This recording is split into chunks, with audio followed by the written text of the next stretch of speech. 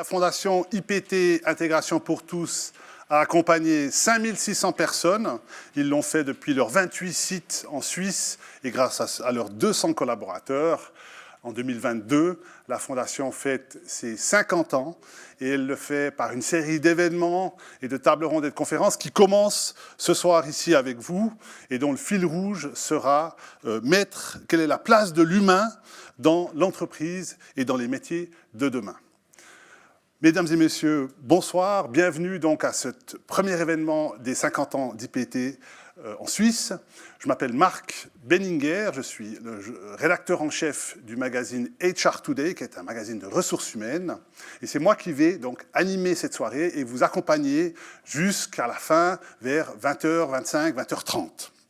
Alors le programme de la soirée, on va commencer par une première séquence où on va parler des événements et des étapes clés de ces dernières 50 années chez IPT. Ensuite, on aura une séquence avec des invités et une table ronde où on va parler des métiers de demain. Et enfin, troisième séquence, la synthèse de ces échanges et de ces discussions avec la partie apéritif qui se déroulera où vous venez de passer le premier verre de l'amitié à partir de 20h30.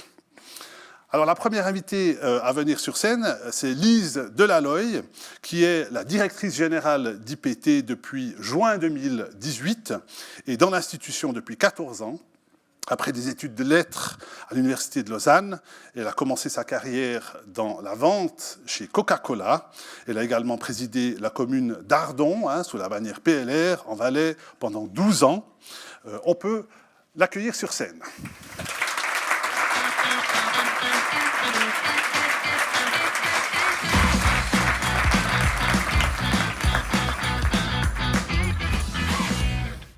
Alors, Lise Delaloy, la Fondation a été créée à Genève il y a 50 ans. Est-ce que vous pouvez nous dire quelques mots sur son origine ? Alors effectivement, la Fondation IPT a été créée en 1972 par des entrepreneurs, spécifiquement Samuel Campich, qui était directeur de Ed Lawrence et qui a été régulièrement sollicité par les services sociaux pour intégrer des personnes avec une atteinte à la santé. Et du coup, il s'est dit qu'est-ce qu'on peut faire en tant qu'entrepreneur et il a décidé comme première action de créer Intégration pour tous et puis d'éditer un bulletin de l'emploi avec l'idée de se dire entre entrepreneurs, on peut partager les profils de ces personnes et leur trouver des solutions. Donc ça a été le démarrage. Et puis, fin des années 70, la Fondation a été reconnue par la Confédération, par l'OFAS. Et ensuite, à partir des années 85-86, elle a commencé à être active en coachant des personnes directement. Donc le fondateur a été directeur d'Ed Lawrence, vous avez dit. C'était quoi comme institution ? Oui. Ed Lawrence, ce n'était pas une institution, c'était une entreprise de cigarettiers. D'accord, merci beaucoup. Et je crois qu'on a préparé un petit film pour expliquer cette évolution d'IPT durant ces 50 dernières années. Voilà, alors pour continuer la discussion, vous pouvez reprendre place. On va accueillir sur scène Jean-Luc Fornala, qui dirige IPT Genève depuis 12 ans, après un master en histoire économique et sociale à l'Université de Genève. Il a travaillé comme délégué du CICR, notamment en Afghanistan. Il a ensuite été branch manager, donc directeur de filiale, pour le groupe ADECO, travail temporaire, ici en Suisse romande. On peut l'accueillir sur scène. Jean-Luc Fornala.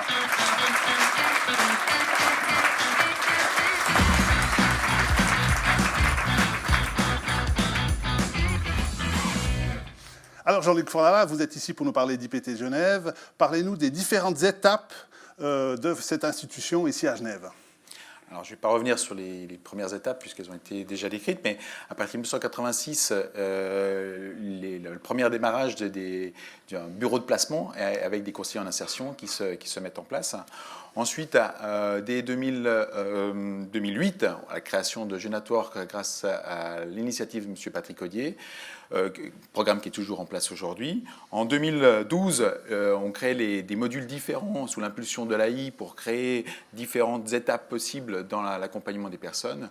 2020, la pandémie nous impose de changer de métier, de trouver d'autres initiatives. C'est là qu'apparaît le blended learning, le travail à distance. Et on en garde une petite pour 2022 parce que ce sera la création un nouveau changement qui sera le portfolio. Merci beaucoup. En 86, donc, vous avez créé un bureau de placement destiné à quelles personnes ?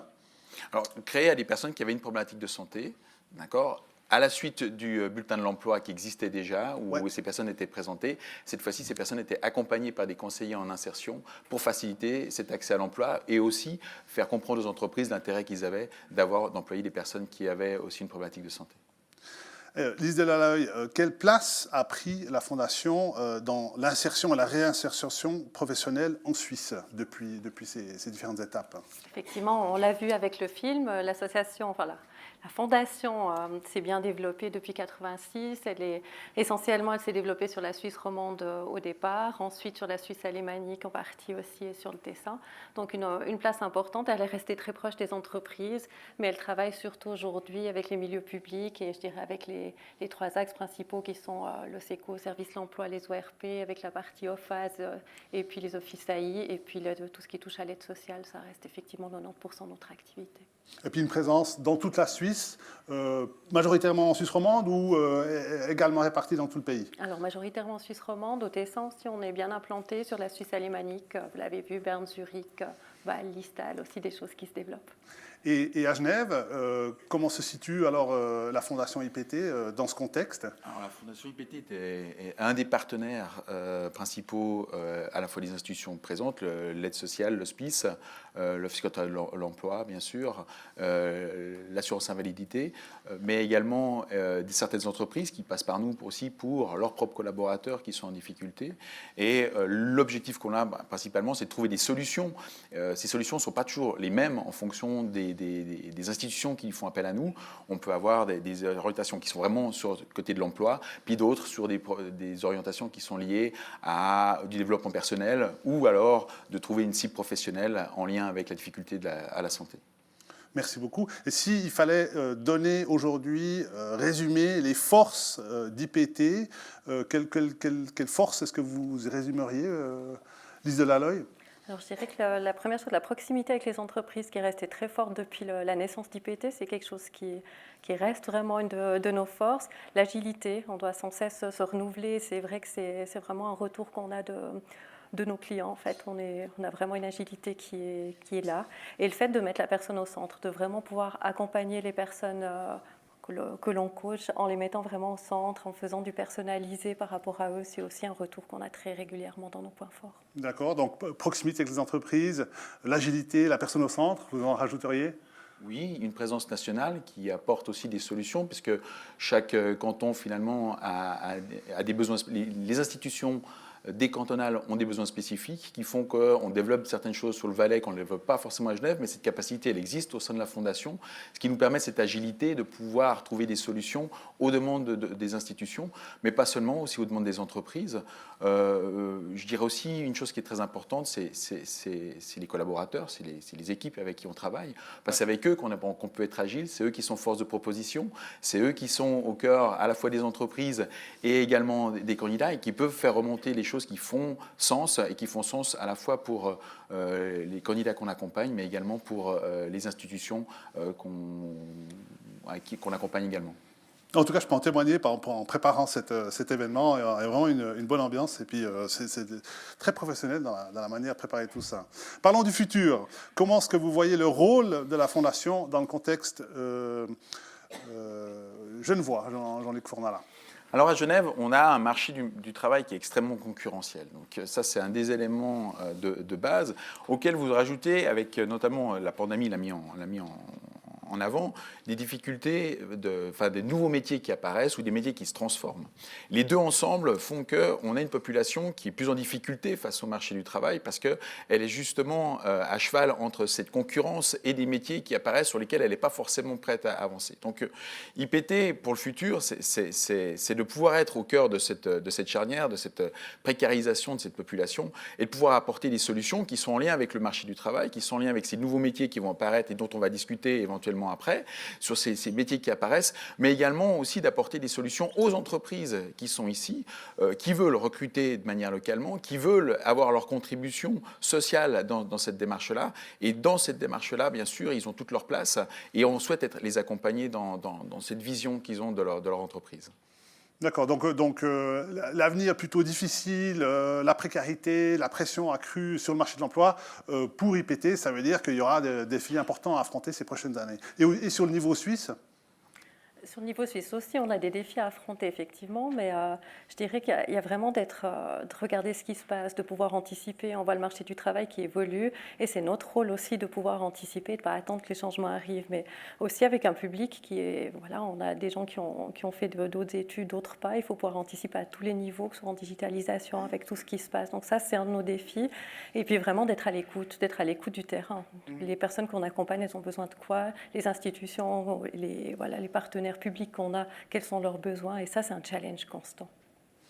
Alors, merci beaucoup pour ces éclaircissements et ces premiers témoignages. On peut les applaudir et on va passer...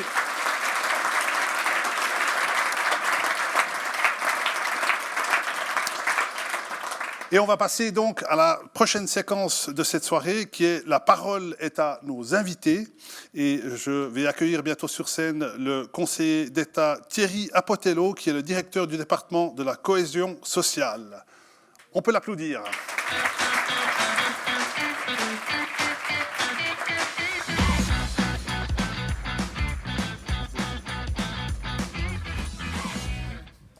Merci, j'avais espéré un instant pouvoir avoir l'extrême bonheur de m'asseoir sur ces magnifiques fauteuils.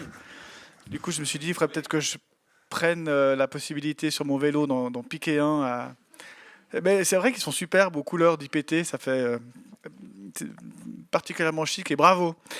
Il y a dans cette salle des gens très importants, les collaboratrices et les collaborateurs d'IPT, les amis d'IPT, présidents, les présidentes. Donc je vais m'arrêter là sur les salutations protocolaires pour surtout vous adresser un chaleureux chers amis. Allons effectivement peut-être droit au but. Il y a 50 ans, les fondateurs d'IPT ont tordu une vieille rengaine que nous entendions de manière assez régulière. Préoccupation sociale, bonne marche de l'entreprise, au fond, ça ne va pas ensemble, c'est particulièrement incompatible. Mais nous le savons toutes et tous, c'est évidemment faux. Une entreprise bien gérée a une responsabilité sociale, des employés bien intégrés, des hommes et des femmes, avec ou sans difficulté d'intégration, apporte vraiment une plus-value qui se mesure certainement au bien-être.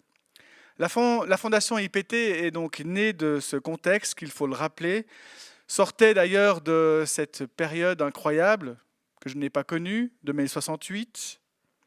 On écoutait Léo Ferré, Janis, Michel Buller, pas seulement du Sardou, le punk allait évidemment arriver, et à l'aube de leur vie professionnelle, les jeunes voulaient changer la société. Elles revendiquaient alors leur droit à l'épanouissement personnel.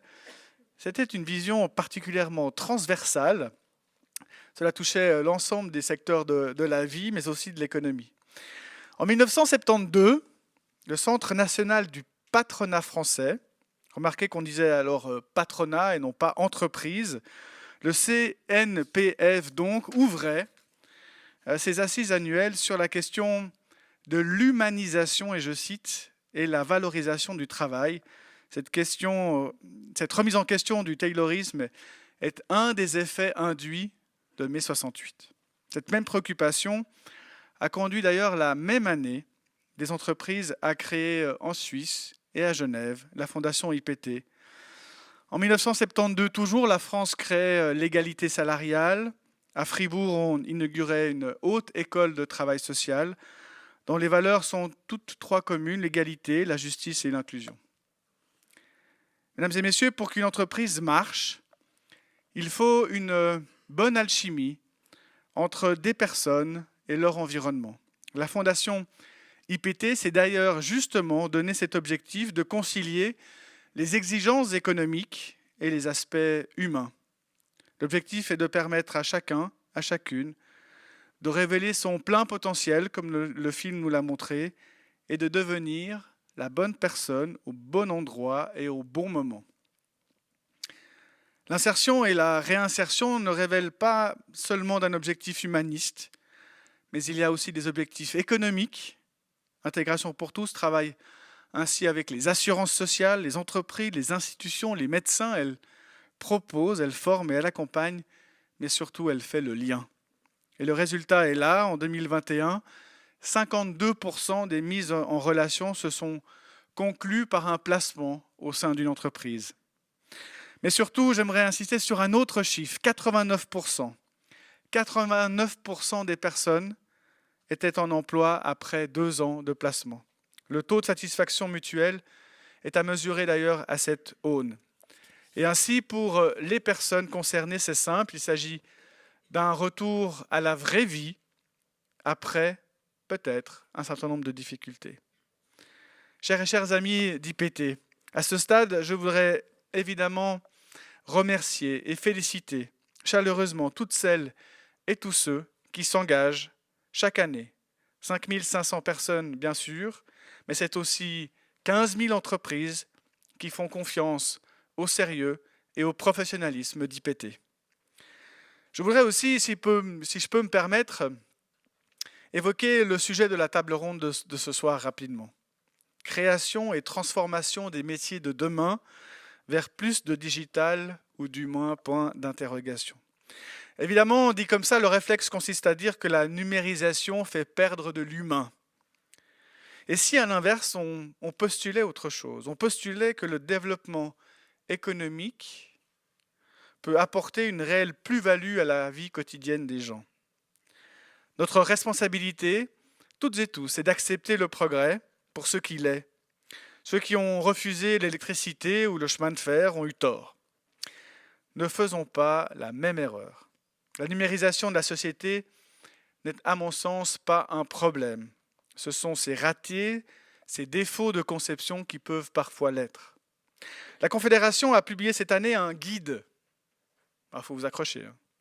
Un guide de la transformation numérique dans la formation professionnelle initiale. Ce pavé a ceci d'intéressant qu'il permet aux entreprises d'identifier les métiers du développement liés au numérique. Il est très orienté formation.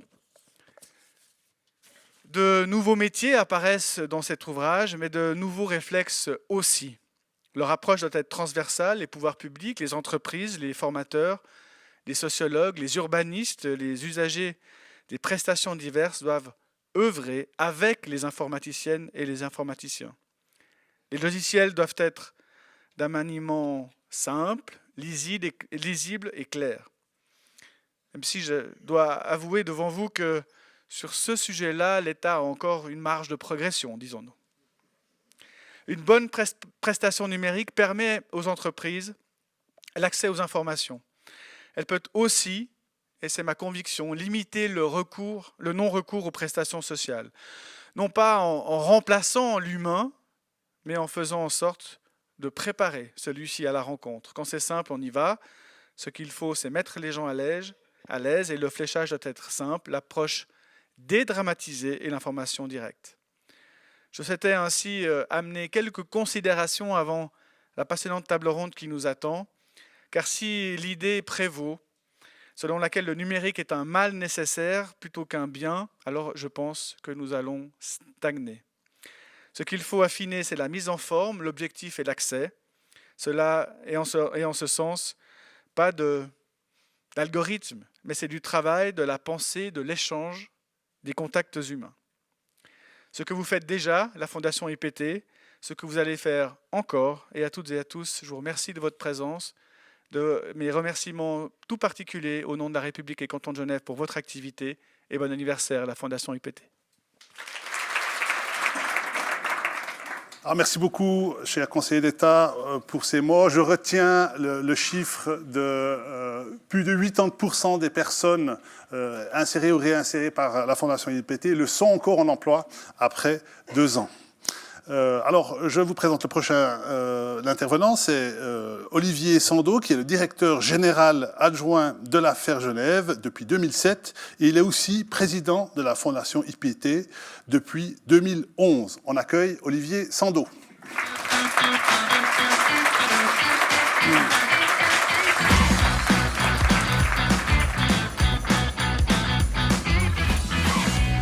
Je suis un petit peu mal à l'aise de m'asseoir, alors que notre conseiller d'État était debout, mais On m'a dit de faire comme ça. On va Désolé, Thierry.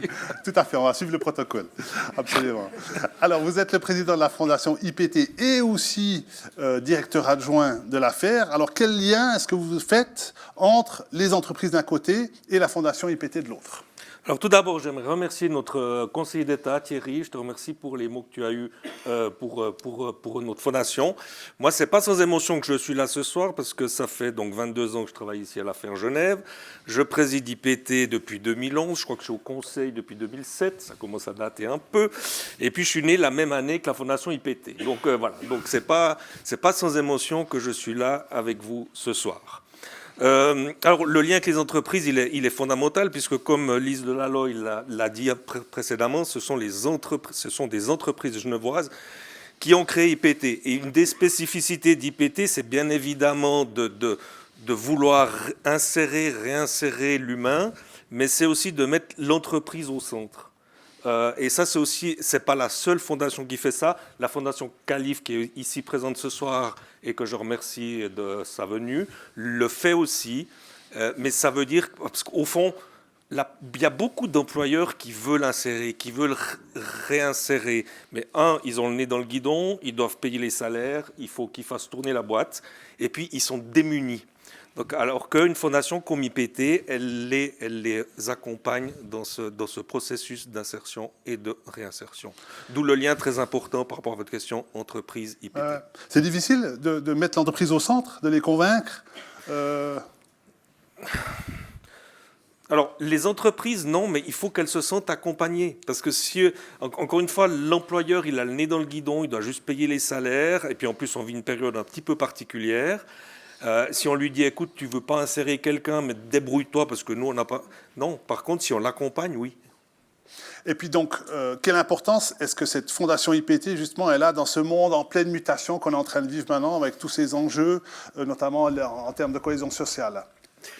Elle a vraiment un rôle central, comme d'autres fondations, comme d'autres associations. C'est vrai qu'on vient de vivre un peu plus de 2 ans de période Covid, on peut aussi en sortir. Maintenant, il y a la guerre en Ukraine. Il y a des dégâts psychologiques qu'à mon avis, on ne mesure pas encore. Alors, il y a des études maintenant par rapport aux adolescents où on voit qu'ils souffrent, mais je pense qu'il n'y a pas que les adolescents. Il y a des employeurs, il y a des employés. Et je pense encore une fois que les dégâts, on ne les mesure pas encore. Et IPT, j'ai envie de dire malheureusement, voilà, aura toute son importance pour aider ces gens qui ont peut-être, certains été traumatisés par le télétravail, d'autres parce qu'ils avaient plus vraiment le contact avec leurs collègues. Enfin bref, on ne sait pas vraiment ce qui s'est passé, mais on sent qu'il y a quand même quelque chose là. Et donc... Et la cohésion sociale, pour y revenir, encore une fois, alors ça c'est un but, qu'on soit de gauche, de droite, employeur, employé, c'est un but qu'on doit tous poursuivre, parce que sans cohésion sociale, ça veut dire que c'est la révolte permanente, et on ne peut pas vivre comme ça. Et pourquoi ça me tient à cœur d'en parler, vous le savez peut-être, notre fédération a été taguée par des anarchistes, alors la nuit de jeudi à vendredi, qui s'en prennent au patronat, bon, ça, c'est pas la première fois, mais qui s'en prennent aux syndicats et qui ne veulent pas de la paix du travail. Et là, je pense que c'est vraiment grave. Donc là, en termes de cohésion sociale, on a vraiment un petit souci à avoir. Et puis, en termes de futur, ces 50 prochaines années, qu'est-ce que vous souhaitez à la Fondation IPT ? Écoutez, je crois que ça a déjà été dit ce soir. En fait, l'enjeu, c'est la place de l'humain dans le marché du travail. Il y a énormément d'études qui sortent tous les jours sur l'évolution, sur la digitalisation. Il y a des études très pessimistes, des études très optimistes par rapport à la création d'emplois, la destruction d'emplois. Il y en a même qui arrivent à dire le nombre de nouveaux emplois qui vont être créés. J'avoue que je ne sais pas comment ils arrivent à donner des chiffres aussi précis. Au fond, je crois qu'il faut être humble, on n'en sait rien. Laurent Alexandre, il y a quelques années, ici, alors bon, il est un peu provocateur, avait dit au fond, l'être humain il gardera toute sa place à côté de la machine pour autant qu'il ait une plus-value.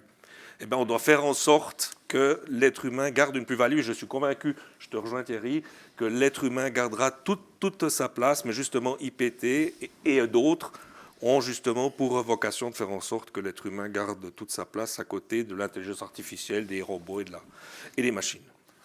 Olivier Sando, merci beaucoup. Merci à vous.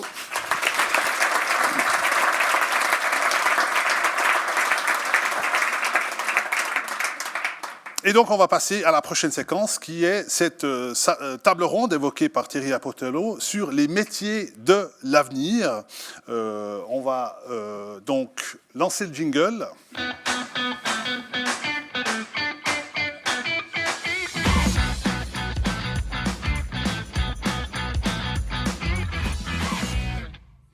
Le monde est en pleine mutation. La pandémie, l'accélération de la technologie, le télétravail. Nous allons donc débattre de tous ces sujets avec nos 3 invités. Et puis à partir de 19h55, on va ouvrir une séquence questions du public. Donc vous pourrez aussi poser vos questions aux intervenants.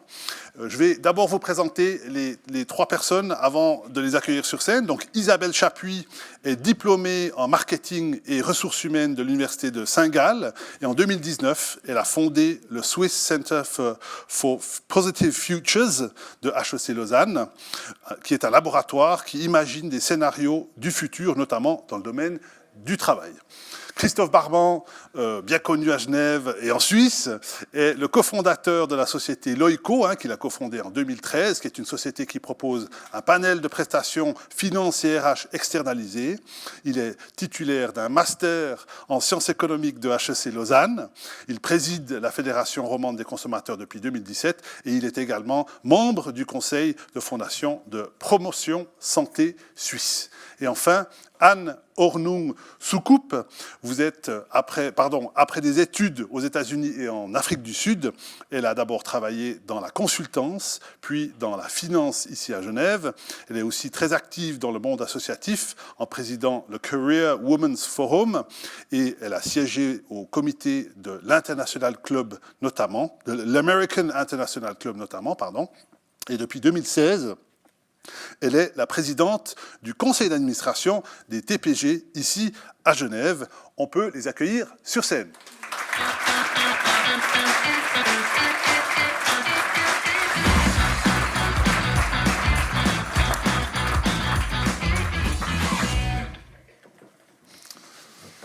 Voilà, prenez place. Il y a 2 micros, vous êtes 3, donc vous vous passez les micros. Ma première question est pour vous, Anne Ornung Soukup.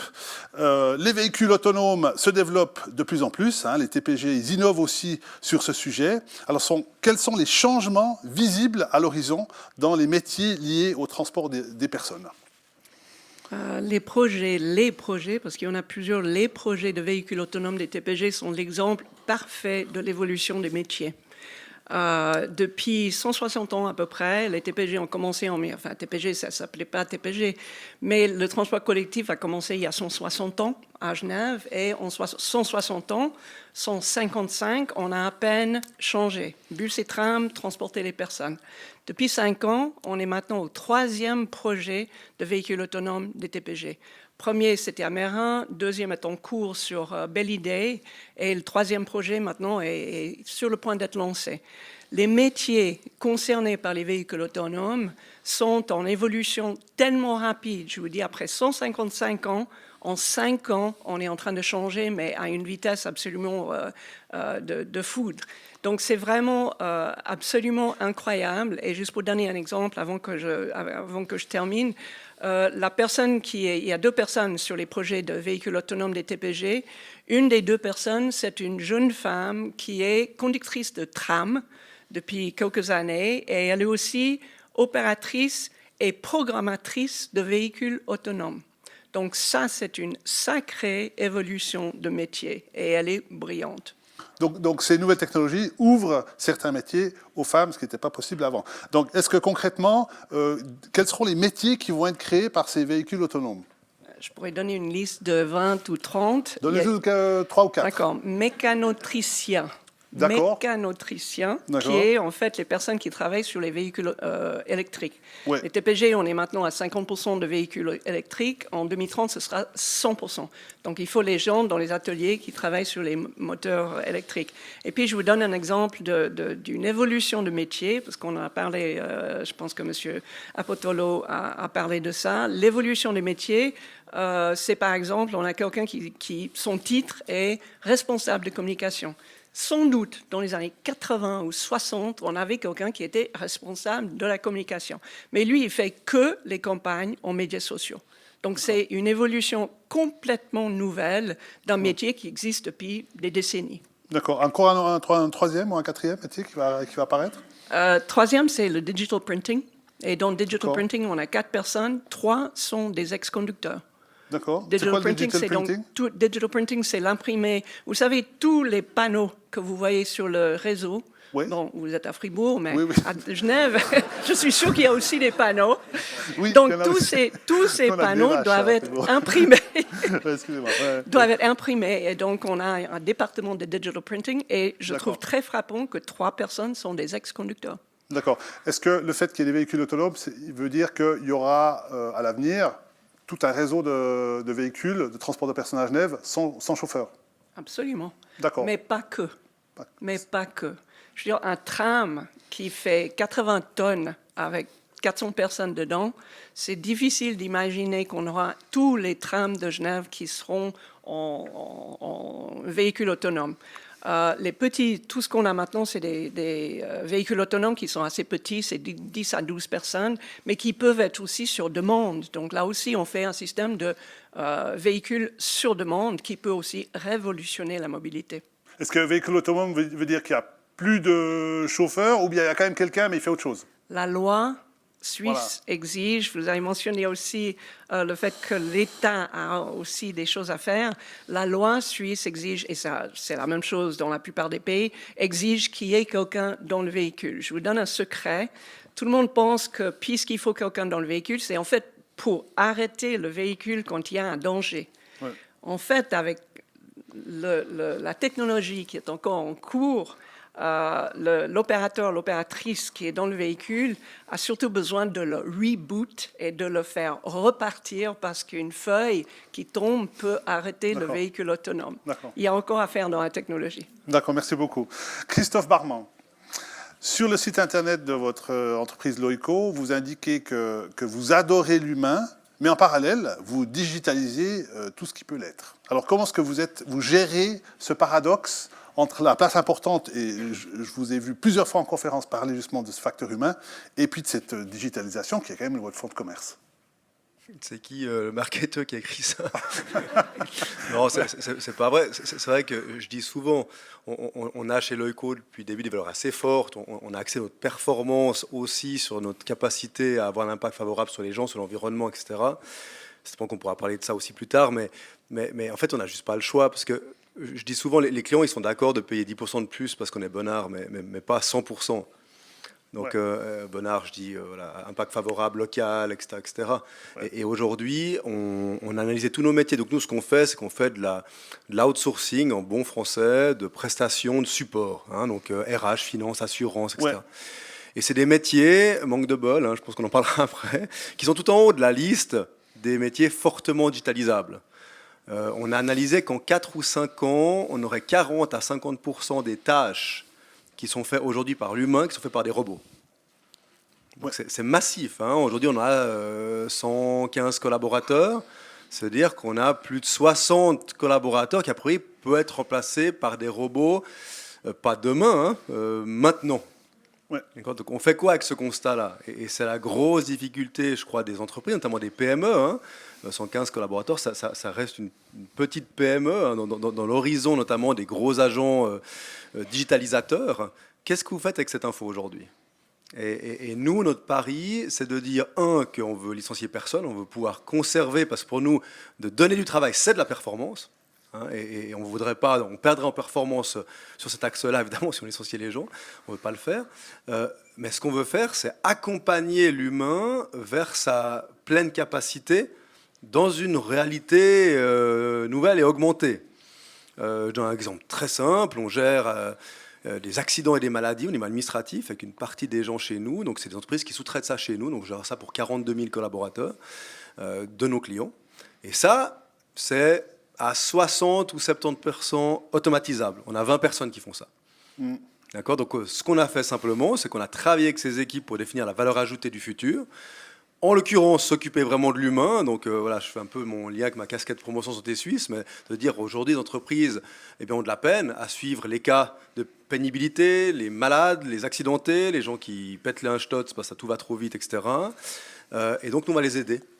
dans le temps. Et donc, nos collègues aujourd'hui qui sont des spécialistes en assurance, petit à petit, vont être des spécialistes dans l'humain. Alors évidemment, la problématique qu'on a avec ça, c'est que ce n'est pas tout à fait les mêmes talents, pas tout à fait les mêmes compétences. On aura toujours besoin des gens qui sont très spécialisés dans un domaine comme l'assurance. Par contre, on va devoir petit à petit faire évoluer nos effectifs vers des gens qui sont plus justement dans le suivi de l'humain. Mais c'est dur à faire, parce qu'il faut investir en IT, et de l'autre côté, il faut investir en formation, en accompagnement pour que ces gens acquièrent ces nouvelles compétences.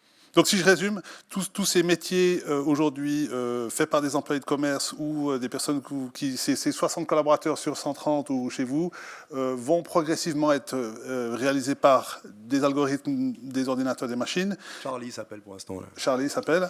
Et ensuite, ces personnes vont devoir faire du conseil client, aller à l'écoute des personnes, des collaborateurs, des RH de vos entreprises clientes, c'est ça? Oui, complètement. En sachant que le problème, évidemment, déjà que c'est hyper anxiogène quand on vient avec ce type de constat, et puis qu'il faut avoir envie de s'impliquer et de bouger. Et ça, comment est-ce qu'on le fait?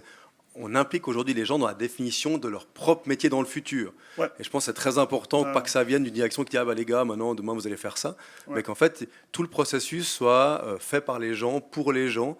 Maintenant, le challenge, il est énorme, ton constat est juste. Vous avez une vision d'ensemble parce que vous avez des clients, combien de clients en tout? On a 600 clients entreprises. 600 clients entreprises dans différents domaines. Alors, qu'est-ce que vous observez dans ces différents secteurs? Alors, déjà, quels sont les secteurs clients chez vous? Et puis, quelles évolutions, devant quelles évolutions font-elles face? Vont-elles au-devant? Je ne ferai pas une analyse du marché, parce qu'on a tous les clients qui font la Suisse romande et la Suisse. Maintenant, il y a des trucs qui sont vraiment, en tout cas pour moi, dans la perception que j'en ai, extrêmement fondamentaux. C'est que déjà, on va vers une surspécialisation. Alors ça, on en parle depuis longtemps, la première révision industrielle. Tout secteur confondu. Tout secteur confondu, oui, parce que toutes les entreprises aujourd'hui sont en train de se dire qu'est-ce que je fais de bien et se concentrer là-dessus et puis sous-traiter le reste. Donc ça se fait de plus en plus. La grosse difficulté qu'on voit, nous, aujourd'hui, c'est qu'elles sous-traitent des fois, vous connaissez le concept de la gig economy, le fait de l'économie à la tâche, le fait que vraiment les entreprises publient des jobs ou des choses à faire, puis que des gens dans le monde entier puissent postuler finalement pour offrir la prestation. Ça, c'est hyper compliqué à gérer aujourd'hui pour les entreprises parce que quand la prestation est sous-traitée comme ça, on n'a pas de vision sur comment sont traitées les personnes qui réalisent, etc. Toute la question finalement qu'on le connaît bien. Vous savez qu'aux États-Unis, moi j'aime bien le dire, mais pour moi, c'est vrai que les États-Unis sont un marché qui est un petit peu précurseur pour nous. Eh bien, ça fait déjà 5 ans qu'il y a eu plus de jobs créés en dehors des organisations que dedans. C'est massif. Il y a eu plus de jobs créés en freelancer, en slasher, en tout ce que vous voulez, que des boîtes qui engagent quelqu'un. Ça, c'est aux États-Unis. Ils ont toujours, le taux de salariat aux États-Unis a toujours été assez bas quand même. Complètement. C'est des gros marchés, avec des énormes volumes, avec certainement plus de facilité. Maintenant, j'ai entendu depuis la crise du Covid qui vient de nous concerner, que beaucoup de patrons qui aimaient bien avoir les gens juste à côté, etc., ils disaient non, mais finalement, de toute façon, les gens ne sont pas là, ils ont qu'à être n'importe où. Et j'ai déjà vu auprès de cette entreprise cliente quand même des signes assez inquiétants de délocalisation de certaines choses qui avant étaient impensables. Donc il y a il y a un effet de balancier. Certains ont dit oui, mais il faut réinternaliser parce qu'il faut qu'on produise local. Et puis on a vu certaines problématiques pendant la crise aussi. Puis d'autres, non, mais en fait la personne qu'elle soit à côté de moi à Fribourg, qu'elle soit à côté de moi digitalement à Kuala Lumpur, ça change pas grand-chose. Et c'est vrai qu'aujourd'hui on a un marché de travail qui certainement va profondément changer ces prochaines années. Moi, alors très succinctement, cette spécialisation des entreprises que vous constatez et donc un besoin plus fort d'externalisation, ça profite quand même aussi à votre entreprise, cette analyse. Ça c'est clair. Ça c'est clair. Mais qu'est-ce que ça va impliquer en termes de changement des manières des métiers et des manières d'organiser l'entreprise? Bon, déjà, nous, ce qu'on fait, c'est qu'on fait du très local. C'est-à-dire qu'on est dans des métiers aussi qui sont très spécialisés. L'assurance, c'est très particulier, parce que ça ne se fait pas en Suisse comme ailleurs, notamment au niveau de l'assurance de personnes, plein de choses. Mais en tout cas, il y a une chose qui est sûre, c'est qu'il va y avoir, la digitalisation amène cette capacité à optimiser la distribution et le traitement de certaines tâches. D'accord. Et ça, c'est nouveau. Ça, c'est relativement nouveau. On a vu une chose relativement simple pendant la pandémie, c'est cette capacité à, notamment dans nos métiers dans lesquels il y a beaucoup de séances et beaucoup de choses à caler, à le faire de manière complètement digitale. C'est une chose auquel on croit de nous depuis relativement longtemps, mais finalement, le marché n'était pas tellement prêt à ça. Et on en parlait tout à l'heure en préambule, on se disait, mais tiens, en fait, on vit dans quel monde aujourd'hui, hein? On était dans une logique avant d'être tout full digital. Maintenant, on est digital présentiel, ce qui est hyper difficile à gérer parce que du coup, votre agenda, il est comme ça, parce que toutes les 30 minutes, vous avez une séance, puis il faut voir les gens, leur serrer la main. Et ça, je pense qu'on a vécu une accélération massive ces 2 dernières années pour laquelle on ne reviendra jamais en arrière. Donc il va falloir s'adapter. Et aujourd'hui, et là plutôt casquette promotion santé suisse, mais en fait, il y a toute une partie des gens qui ne s'adaptent pas et qui sont en train de souffrir de manière massive, soit pour une question de perte de sens, qu'est-ce que je fais là, pourquoi est-ce que je joue des actionnaires que je ne connais pas, etc. Soit parce qu'ils ne se reconnaissent pas dans le monde du travail actuel, quoi, et surtout futur. Merci beaucoup. On va revenir sur cette évolution des métiers. Isabelle Chapuis, hein, vous êtes spécialiste du travail du futur. À partir des cas là qu'on vient d'entendre au TPG, dans les services aux entreprises, est-ce qu'on peut tirer des conclusions plus globales sur l'avenir du travail ces 5-10 prochaines années? Alors, spécialiste, c'est un peu difficile vu qu'il s'agit du futur. On va dire que je suis une passionnée du futur du travail. C'est vrai que, comparé à Anne et Christophe, je travaille à un niveau beaucoup plus méta, on va dire. Ce qu'on constate, et puis effectivement, c'est ce que tu mentionnes juste avant, c'est qu'on a une transformation digitale qui est massive. Pour moi, c'est plutôt un tour de chauffe par rapport à ce qui va arriver, le Covid, par exemple. On a une transition écologique qui est urgente et on parle assez peu, en fait, somme toute, de la transition humaine qui doit accompagner ces 2 transitions. C'est-à-dire que sans un capital humain qui est à jour, on va dire, ou qui est à demain plutôt qu'à jour, on va avoir beaucoup de mal à faire passer ces transitions que ce soit digital ou économique. Donc là, de toute façon, nous, si vous voulez, ce qu'on fait au Swiss Center for Positive Futures à HEC Lausanne, à l'Université de Lausanne, c'est vraiment d'identifier des grandes tendances sur le marché du travail, parce que notre objectif, c'est la durabilité humaine. Alors, durabilité humaine sur le marché du travail ou dans le travail, parce qu'on n'est pas complètement sûr qu'il y aura encore du travail, mais tout au moins dans la société. Et je pense que ça, c'est quelque chose d'important aussi à dire, parce qu'on parle des nouveaux métiers, on parle de nouvelles filières, et puis ce qu'il faut dire, et puis Anne, je pense que vous avez dit ça très justement, c'est que tout évolue de manière incrémentale, mais fondamentalement, les changements qu'on voit, ils vont redéfinir le concept même du travail. Je ne dis pas aujourd'hui, pas demain, mais on va vers, et tu le mentionnais avec la gig economy, vers une définition du travail qui n'a rien à voir. Qui est-ce qui va travailler ? Les changements de digitalisation de processus ou robotisation, ça change qui est derrière la machine. On prend un charpentier, ça deviendra une charpentière parce qu'elle sera aux commandes, par exemple. Ou, tu le mentionnais avant, on parle des télémigrants. Je pense que les télémigrants, c'est quelque chose... Alors, mettre des grands murs aux frontières pour éviter les migrants, c'est bien gentil. Mais ceux qui vont vraiment venir pour nos jobs, les jobs bien payés, des cols bleus, dont on en a beaucoup en Suisse, blanc, pardon, ils vont venir par la petite porte digitale.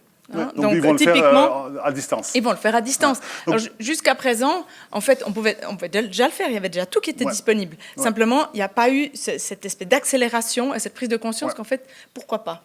Donc, vous dites, on est dans un tour de chauffe de cette transformation digitale. On a déjà énormément vécu. Tout le monde est en plein dedans. Mais c'est le facteur humain qui a pris du retard. Alors, qu'est-ce que ça veut dire, prendre du retard? Puis qu'est-ce qu'il faut donc mettre en œuvre pour que l'humain puisse tenir le cap? Je pense que, d'une part, il y a évidemment la formation. Donc, on dit que l'obsolescence des compétences humaines, c'est vraiment un risque de sécurité nationale, de sécurité économique, mais de sécurité, dans ce sens où on pourrait très bien aller au-devant de vrais problèmes sociétaux. Et puis, l'éducation, c'est notre première ligne de défense par rapport à cette guerre des talents. Donc je pense que là, il n'y a aucun doute que l'éducation doit se mettre à niveau. Il n'y a pas seulement l'idée de se mettre à niveau, mais il y a surtout cette attitude par rapport à la formation qui... On ne peut plus parler de la vie en 3 étapes. Donc, je vais à l'école, je travaille, je profite de ma retraite. Je pense que ça jouait à l'époque. Maintenant, ça, c'est quelque chose, c'est révolu, dans ce sens où on va devoir avoir plusieurs étapes morcelées dans la vie. il va falloir des moments de recréation où on va devoir se reformer, donc formation continue, et des moments de récréation où on va devoir se reposer, parce que c'est vrai que quand on parle, tu disais que c'était anxiogène, tout ce qui est en train d'arriver, au-delà d'être anxiogène, je pense que c'est épuisant, parce que si on va devoir changer plusieurs fois de métier, se reformer, de passer de conducteur ou conductrice de bus à codeuse, c'est pas évident et c'est fatigant. Donc je pense qu'effectivement, il y a tout le système qui doit évoluer. Alors si je résume, c'est pas facile hein, de vous résumer. Hein. C'est que l'évolution du travail, elle va pas seulement évoluer dans le sens les métiers vont changer, ça aussi ça va se passer, mais aussi la place du travail dans nos sociétés va évoluer, la manière de concevoir le travail, la manière de travailler, on l'a bien vécu ces dernières années, elle évolue et ça va changer. Mais aussi, voilà, il va falloir adapter l'humain, donc former et adopter une posture de formation en continu. Alors, quels seront les exclus du marché de l'emploi de demain qui pourront peut-être pas se former en permanence, s'adapter en permanence, qui sont les populations les plus en danger, vu qu'on est aux 50 ans d'IPT là ce soir. Bon, alors ce que j'aimerais dire par rapport aux populations les plus en danger, moi ce que j'aime beaucoup avec la technologie, parce que la technologie, somme toute, elle est ni bonne ni mauvaise, oui. Elle est pas neutre. Hein. Donc Ouais. c'est selon, est-ce qu'on va utiliser de la technologie pour faire du remplacement ou de l'augmentation. Donc Ouais. ça c'est quelque chose d'important d'abord. Okay. Ouais. Maintenant, en termes d'augmentation, je pense qu'elle permet de lisser des différences, en tout cas au niveau cognitif, d'une part, hein, parce qu'on se fait bien aider par nos portables, Oui. enfin, je veux dire, on est augmenté déjà maintenant. Oui. Oui. Elle lisse aussi des potentiels handicaps physiques, parce qu'on a, voilà, on peut faire des choses, enfin, la machine peut nous aider à faire beaucoup de choses. Donc, par rapport à la réintégration, je pense que là, la technologie a un superbe rôle à jouer, d'une part. D'accord. Voilà. Okay. Les populations à risque? Les populations à risque, en fait, ce qui est terrible, c'est toujours les mêmes, voire encore plus maintenant. Ouais, donc je pense qu'il va y avoir un besoin de soutien. Ouais. Et puis aussi, et je pense que ça c'est quelque chose de très important dans la réorientation professionnelle, Oui. dans ce sens où les métiers changent, ok, mais c'est pas parce qu'on a perdu son job qu'on est tout à coup irrelevant sur le marché du travail ou dans la société. On sait beaucoup plus de choses qu'on est capable de dire, de décrire ou de lister. Et puis, il y a vraiment des moyens. On vient de développer entre l'UNIL et l'EPFL un algorithme qui est même d'ailleurs sous forme de site web maintenant, où on peut mettre son métier dedans.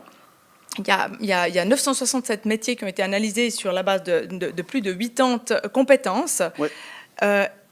Et puis, les réorientations, parce qu'effectivement, tu dis qu'il y a 40% de tâches qui sont potentiellement faites faisables par des machines. C'est effectivement, on est entre 43 et 72% par rapport à tous les métiers. Hein. J'ai pas compris. Alors, donc, il y a entre 42 ou 43% et puis presque 80% des tâches de tous les métiers peuvent être automatisées. Voilà, en gros. Remplacées par un. D'accord. Voilà. Ce qui est intéressant, c'est de donc savoir vous mettez on va votre où après. métier dans cet outil, et puis ça vous dit. Ça vous donne une alternative qui est moins à risque d'être robotisée. D'accord, vous avez essayé, vous oui, j'ai essayé, mais moi, je Donc- n'ai pas trouvé mon métier dedans. Donc vous êtes Moi, je suis chercheuse. pas robotisable. Vous êtes Ouais. chercheuse. Ah, d'accord, ça, il n'y a pas dans la machine. D'accord. Vous voulez réagir? Je vais juste réagir au point qu'est-ce qu'on peut faire en fait. Oui. Qu'est-ce qu'on doit faire Oui. aujourd'hui. Oui. Et c'est vrai que ce que je trouve intéressant, c'est qu'en fait, nous, au niveau individuel, en fait, on a assez vite bougé. On a l'habitude d'utiliser des applications pour tout. Et c'est vrai que les entreprises, elles bougent relativement lentement. Alors, c'est pas à cause de l'affaire Genève ou d'autres. Je sais si Olivier nous écoute toujours. Mais c'est en fait... Non, mais c'est assez... Pour moi, le constat, il est quand même assez grave. C'est qu'on a, aujourd'hui en Suisse, on a quoi, 600 000 entreprises, dont 595 000 ont moins de 50 collaborateurs. Hein. Donc on est vraiment dans un corps, finalement, de petites structures. Et puis, on se rend compte que les 3 facteurs majeurs qui ont un impact sur la vie des entreprises, ils n'ont même pas une dizaine d'années au niveau de la perception, en tout cas. Hein. Ils sont bien plus vieux, mais au niveau de la perception dans le monde de l'entreprise, ils n'ont même pas une dizaine d'années. Je parle évidemment de la crise climatique qui fait que les consommateurs vont plus acheter de la même manière, que les collaborateurs vont plus s'engager de la même manière. De ce que nous on appelle les humains dérobotisés, hein, le fait que les gens veulent donner du sens à ce qu'ils font, qu'ils ne sont plus d'accord qu'on leur dise à quelle heure ils doivent arriver, ces sales jeunes, quoi, hein, comme on aime dire les entreprises. Et puis évidemment la digitalisation, le robot humanisé. Et ça n'a pas 10 ans en termes d'impact sur la majorité des entreprises. Le problème, c'est que les entreprises sont dirigées par dans beaucoup de cas, Ouais. par des gens qui sont là depuis 20 ou 30 ans, qui ont leur PME, leur entreprise, et qui évidemment sont dans une position de succès. Ils ont Ouais. réussi, ils sont CEO, ils mettent ça sur LinkedIn partout, c'est chouette. Ouais, mais, ouais, mais- ouais. mais- mais du coup, en fait, comment on change là? Comment Ouais. est-ce qu'on induit les changements nécessaires pour qu'on soit toujours là demain et que, je te parlais de mon histoire avec mes humains et mes robots, Ouais. ça s'anticipe. Et pour former des gens qui, dans 4 ou 5 ans, vont pouvoir apporter la valeur qu'ils doivent apporter, ça se fait aujourd'hui. Et Ouais. moi, je pense qu'il y a une urgence de formation, d'accompagnement des conseils d'administration au sein des PME du tissu suisse. Parler D'accord. de problème ou de solution. Je sais pas. Oui, vous hochez de la tête totalement. Hein. Vous êtes au conseil d'administration des TPG, donc ouais, vous êtes d'accord avec cette vision quand même assez pessimiste hein, de la situation, où les défis sont très récents et jeunes, le changement climatique, la digitalisation, et par contre, les dirigeants, les décideurs, c'est des anciens qui pensent à l'ancienne. C'est ça que, si je résume, c'est ça. Oh, t'as bien résumé. Ouais. Je pense qu'on connaît tous des entreprises comme IBM ou Kodak ou d'autres qui n'ont pas suivi l'évolution, et c'est la même chose pour les métiers. Il y a des métiers qui vont disparaître doucement, il y en a qui vont disparaître rapidement. Mais en tout cas, les conseils d'administration, pour moi, c'est vraiment clé. C'est absolument clé. C'est vraiment, il faut accompagner des changements dans les entreprises. Et jusqu'à présent, depuis très longtemps, et ça se voit dans la mobilité, ce qu'on voulait faire comme innovation, ce qu'on voyait faire comme innovation, c'était la même chose, mais mieux. C'est-à-dire que beaucoup de gens me disent, mais on n'a pas trop besoin même en urgence climatique comme on est maintenant, et c'est urgent, on a juste besoin d'attendre quelques années, puis toutes les voitures vont être électriques. Ça résout le problème. Ça ne résout en rien le problème. Et une des innovations, mais extraordinaires, des derniers 10 ans aussi, c'est absolument extraordinaire comme c'est innovateur, c'est les vélos électriques. C'est des vélos électriques. Les vélos électriques sont de la concurrence pour les TPG. Qui l'aurait cru il y a 15 ans? Mais qui l'aurait cru? Donc ça, c'est vraiment une façon, les conseils ont un grand rôle à jouer dans l'accompagnement et l'innovation, mais de regarder avec des yeux différents. Et Alors, c'est très, très important. Alors, sur l'exemple des vélos électriques, vous allez faire quoi au conseil d'administration des TPG? C'est une bonne question. On a essayé de lancer un projet. C'était D'accord. repris par le canton. Et franchement, D'accord. ça va maintenant. Donc de Mais faire aussi c'est- des vélos électriques, c'est ça? Absolument. Oui, d'accord. bien sûr. Et on avait plusieurs entreprises. Vous savez, TPG a un certain cachet, un Oui, oui. certain prestige, si j'ose le D'accord. dire. Et on a été contacté par plusieurs entités qui voulaient des vélos électriques avec TPG dessus, parce que vraiment, signe de qualité. Bah Donc, ça n'a pas marché. C'est le canton qui l'a fait. Ouais. Et maintenant, vraiment, on est en plein dans un projet, mais un grand projet stratégique pour mobilité as a service, c'est-à-dire combiner beaucoup de choses. Pourquoi Ouais. vous achetez un billet qui est, ça aussi, c'est vraiment, ça donne lieu à des métiers nouveaux. Pourquoi acheter un billet de bus ou un billet de Ouais. tram ou un billet de bateau? Vous devez acheter un billet qui combine toutes sortes de choses, les vélos, les taxis, le bus, location de voitures, de vélos électriques. Donc tout ça, ça vient et ça existe déjà ailleurs, mais les TPG sont en plein dans l'étude de ce genre de projet. Le temps file. Est-ce qu'on peut imaginer, on va revenir sur le marché de l'emploi et sur les métiers de demain, est-ce qu'on peut imaginer un marché de l'emploi qui va se diviser en deux pôles? D'un côté, les scientifiques dans l'informatisation, l'automatisation, les techniciens, et de l'autre, tous les pros du relationnel et de l'humain. Vous y croyez à cette division du marché de l'emploi? Moi, je pense qu'elle existe déjà, partiellement. Alors, je n'y D'accord. crois pas et je ne la souhaite pas, qu'on soit bien d'accord. D'accord. Mais je pense qu'il y a déjà une polarisation qui se fait naturellement Ok. entre ceux qui peuvent, qui ont, et ceux qui ne peuvent pas et qui n'ont pas. Hein. Donc, il y a effectivement... Mais moi, alors, ma question, c'est plutôt technique, scientifique d'un côté, Ouais. et puis relationnel, humain de l'autre. Vous Ouais, dites ok. c'est ceux qui peuvent et qui ont, Non. et ceux qui Non, ne peuvent pas qui n'ont pas. C'est autre chose. Mais il y a aussi une polarisation, je suis tout à fait d'accord. Moi, c'était plutôt dans ces soft skills, hard skills. C'est un peu ça pour résumer. Ouais. Bon, alors si Donc, on parle non. dans les soft... Non. Déjà, je pense que soft skills et hard skills, c'est un peu... On pourrait amener de la nuance là-dedans. Oui, tout à fait. Je pense que... Tout à fait. C'est une question très voilà. carrée, je suis tout à fait d'accord. Et puis, il y a plusieurs types de skills, hein, Ouais. dont une dont on parlait tout avant, qui est ce qu'on appelle la grounding skill. Hein. C'est la capacité de s'ancrer. D'accord. Et je pense que... Donc là, on parle vraiment des années à venir. Hein, Ouais. mais, Il faut nous décrire un petit peu ce que ça veut dire, ça, ouais, capacité de s'ancrer. je peux volontiers. De trouver un ancrage au-delà du lieu, hein, peut-être au-delà même de la famille, de savoir qui on est. Parce que si on regarde maintenant, et ça c'est dans les études qu'on a fait par rapport à la jeunesse qui maintenant souffre pas mal de post-Covid, par exemple, mais qui risque de souffrir aussi pas mal des multiples couches de réalité avec lesquelles ils sont en train de vivre. Et ce, de plus en plus. Dans ce sens où on sait qu'on a tous des personnalités différentes selon qu'on est dans une table ronde ou en train de travailler en équipe. OK, ça c'est déjà une chose. Mais après, vous avez une personnalité sur LinkedIn, sur Snapchat, encore une autre, sur TikTok, je ne vous raconte pas comme elle est différente. Donc déjà ça, maintenant vous allez une étape plus loin et c'est quelque chose qui va venir dans tout ce qui est réalité étendue, ce qu'on appelle maintenant le métavers, hein. Imaginez quand vous mettez un masque, il y a des études qui ont été faites, c'est assez fascinant. Vous mettez juste un masque en tant que leader ou en tant que manager, vous êtes déjà très différent. Peut-être plus agressif, mais vous allez à une fête, une partie déguisée, vous allez danser de manière beaucoup plus fofolle que si vous êtes un peu sérieux et que vous devez vous représenter vous-même. Maintenant, vous êtes dans le métavers avec un avatar, vous allez être complètement différent en tant que dirigeant. Donc l'idée, là, on revient sur les skills, c'est de savoir qui on est. Ouais, justement. Grounding skill, donc Grounding skills, on est qui? ancrage, ça veut dire Ouais. capacité à se retrouver, à cultiver son petit jardin personnel, C'est ça, faire du sport. par exemple. Ça fait partie du grounding skill pour résister à ce tourbillon de changements, C'est ça. de pression, de métavers et de différents univers dans lesquels on va tous tremper. C'est un peu ça. C'est un peu ça. Merci beaucoup, au moins c'est clair.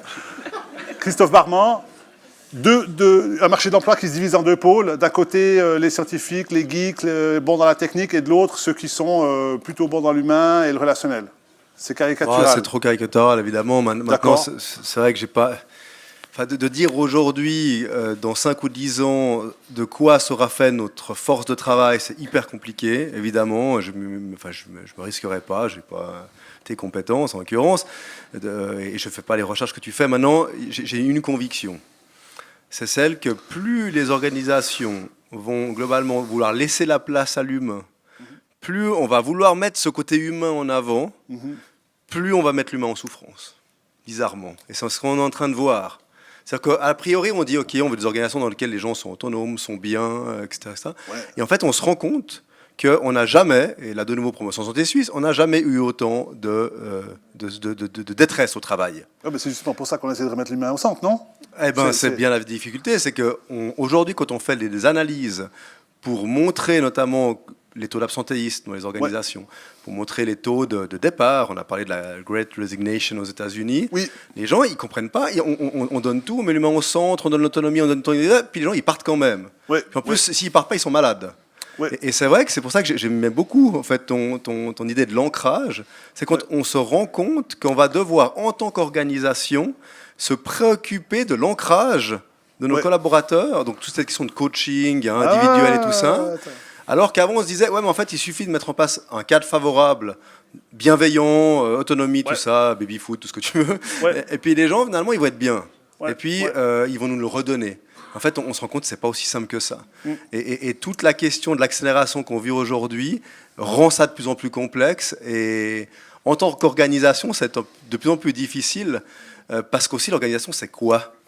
Ouais. L'organisation, c'est quoi? Et on peut en parler là, des heures et des heures. On n'a pas vu les gens depuis 2 ans. Les gens se voient plus. On digitalise et tout. Mais du coup, c'est quoi l'organisation? Pourquoi je m'engage? Pourquoi est-ce que je donne mon temps? Pourquoi hein, comme disait le petit chaperon rouge au loup. Je ne sais pas si vous avez vu, moi j'ai des filles qui ont 1 et 3 ans, j'ai des trucs nuls en ce moment, mais voilà, il y a un petit chaperon rouge, il pose 12 fois la question au loup pourquoi, puis à la fin il se fait manger quand même, machin.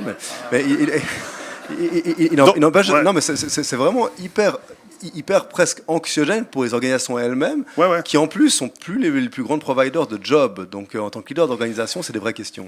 Donc on se rend compte toute la difficulté de cette terminologie de parler de mettre l'humain au centre, qui paraît génial. Vous le mettez d'ailleurs sur votre site internet, mais en même temps, on se rend compte que ça veut aussi dire, dans ce monde qui se digitalise, où les gens doivent se responsabiliser, devenir agiles, que ça augmente la pression sur eux et que ça cause des difficultés psychiques, des burn-out, de l'épuisement professionnel. Enfin voilà. Et je pense que la Fondation IPT, ils vont confirmer que les difficultés n'ont pas baissé depuis 2 ans, depuis 4 ans. Au contraire. Sur cette polarisation de ma question un peu provocatrice sur d'un côté le relationnel et l'humain et de l'autre la technique, on dirait à la fin du cycle d'orientation, hein, on appelle ça aussi comme ça à Genève, le CO, vous partez soit dans le relationnel ou soit dans la technique. Ce serait l'horreur. Ce serait l'horreur. Ce serait l'horreur. Pour moi, tout est combiné maintenant. On a tous un ordinateur dans la poche qui a plus de puissance que les programmes Apollo. Donc, vraiment, on combine maintenant le côté soft skills et hard skills, et c'est obligatoire. Je pense que ce que dit M. Berman, c'est vraiment le fait qu'aux États-Unis, il y a eu tant de création d'emplois en dehors des structures, ça montre que les gens veulent l'indépendance, l'autonomie, ils veulent contrôler leur destin. Et ce n'est plus dans les entreprises. Donc, c'est pas tout à fait fini, mais en tout cas, c'est une évolution où vraiment c'est difficile de se voir et de s'ancrer même à l'intérieur d'une entreprise ou d'une organisation. Donc, on le fait seul.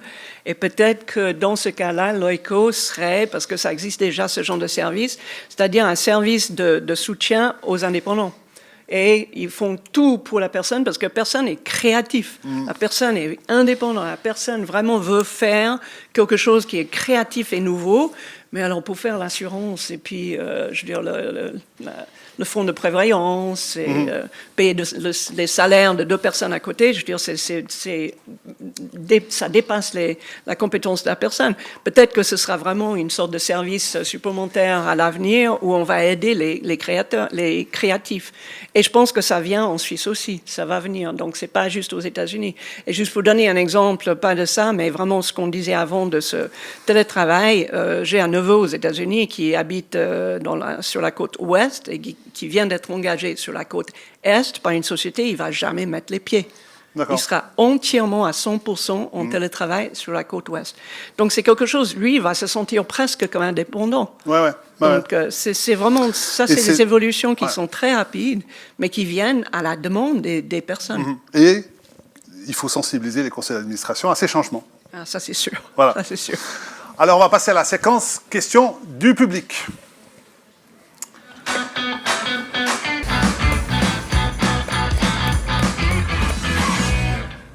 Alors, il y a 2 personnes avec des micros qui circulent dans la salle. Toutes les questions sont des bonnes questions. On va vous demander, voilà, la première arrive déjà, de vous présenter brièvement, juste de nous dire comment vous vous appelez et l'entreprise pour laquelle vous travaillez, avant de poser votre question. Bonsoir, Gangat Melvin de la société Soleus. Moi, j'aurais une petite question par rapport justement un petit peu à l'ancrage et puis en lien aussi avec l'entreprise libérée où on a envie de donner plus de place à l'humain, en tout cas en théorie. Et ma question peut-être éventuellement pour M. Barman, parce que c'est vous qui avez évoqué ça. Est-ce que justement on n'est pas un peu trop sur la théorie, sur ce que j'appelle moi par exemple le diversity washing, parce que maintenant il y a un nouveau mot à la mode, c'est la diversité, et je sais de quoi je parle. Est-ce que on n'est pas vraiment dans des effets de mode sans vraiment aller creuser la problématique en profondeur, sans vraiment impliquer les personnes pour justement définir ces trajectoires, parce que on parle d'organisation, de groupe, mais on reste des individus, donc tout le monde n'a pas les mêmes attentes, n'a pas les mêmes besoins face au marché du travail, etc. Donc c'est presque du fine-tuning qu'il faut faire. Et est-ce qu'on n'est aujourd'hui pas un petit peu à côté parce qu'on est trop dans du marketing et dans de la com, en fait? Juste pour préciser la question, qu'est-ce qui est un effet de mode, l'entreprise libérée ou l'ancrage? Alors, plutôt justement le fait de proposer, d'être plus axé sur l'humain, mais on est au final pas vraiment axé sur l'humain parce qu'on fait plus de la com que de travailler vraiment avec l'humain. D'accord. Donc est-ce que parler beaucoup d'humain, remettre l'humain au centre, c'est pas un effet de mode aujourd'hui? C'est du marketing. Voilà, c'est Voilà, un peu ma j'ai question. bien compris. Merci beaucoup pour la question. Christophe Barman. Merci pour la question. Non, mais c'est vrai que franchement, c'est fondamental.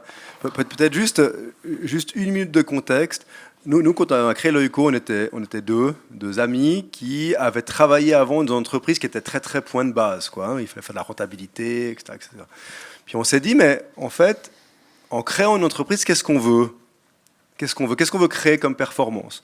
Puis depuis le début, on est parti sur cette performance dite bienveillante, on pourrait dire encore que c'est du marketing, mais impact environnement, société, et puis évidemment l'impact sur nos clients, une capacité à faire du profit sur le long terme, etc.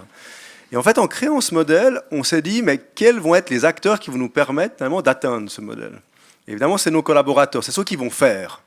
Et ce que je trouve très intéressant, c'est que vous créez votre boîte, et d'ailleurs on a beaucoup parlé de gens qui créent leur boîte ce soir, c'est en fait les gens le font pour être autonomes, donner du sens à ce qu'ils font, être libres, etc., etc. Et on s'est dit, mais qu'est-ce qui fait quand vous avez créé votre boîte, 5 ans après vous retournez, vous vous rendez compte en fait que vous avez mis en place dans votre organisation tous les trucs qui vous ont fait quitter l'organisation d'avant, quoi. Du contrôle du machin, du truc, etc. Et nous, on s'est dit, non, ce qu'on veut dans notre organisation, c'est pas des collaborateurs, c'est des entrepreneurs, on les appelle des intrapreneurs. Et donc, depuis le début, on voulait pas d'horaire de travail, pas de lieu obligatoire de travail, pas de chef, etc., etc. Donc, et ça, on l'a mis en place, vraiment. On a 115 collaborateurs qui travaillent sans hiérarchie, etc. Maintenant, et c'est pour ça qu'il ne faut pas me comprendre mal, c'est qu'on l'a vraiment fait avec le cœur, on a vraiment fait en sorte que les gens soient libres, on a vraiment fait en sorte que l'humain soit au centre, parce que c'est lui qui fait toute notre organisation et qui l'a défini. Pas nous parler de notre gouvernance ce soir, mais on a vraiment un système très participatif, etc., etc.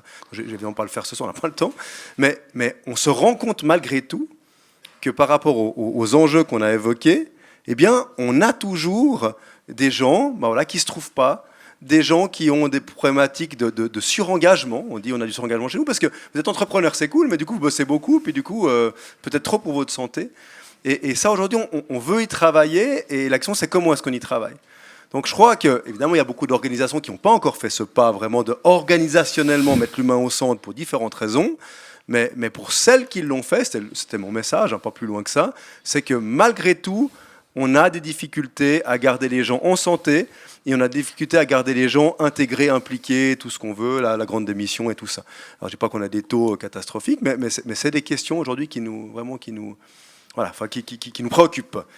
Maintenant, je pense aussi évidemment que considérant que la tendance est forte de ces générations Z, que tout le monde c'est comme la durabilité honnêtement, hein. Durabilité, tout le monde en parle, mais quand on regarde derrière ce qui est fait vraiment, et la FRC cette année on a une grande action contre le greenwashing, hein, si jamais, c'est assez pauvre en fait, et c'est ça qui fait peur, c'est qu'aujourd'hui je pense qu'on a des sociétés qui n'ont pas pris la mesure de ce qui devait être réellement fait.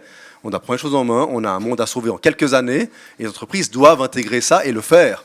Et je pense qu'aujourd'hui, effectivement, tant pour l'agilité que pour la durabilité, il y a encore beaucoup de gens qui le mettent sur le site web, mais qui, forcément, peut-être derrière, ne font pas suffisamment. Ouais.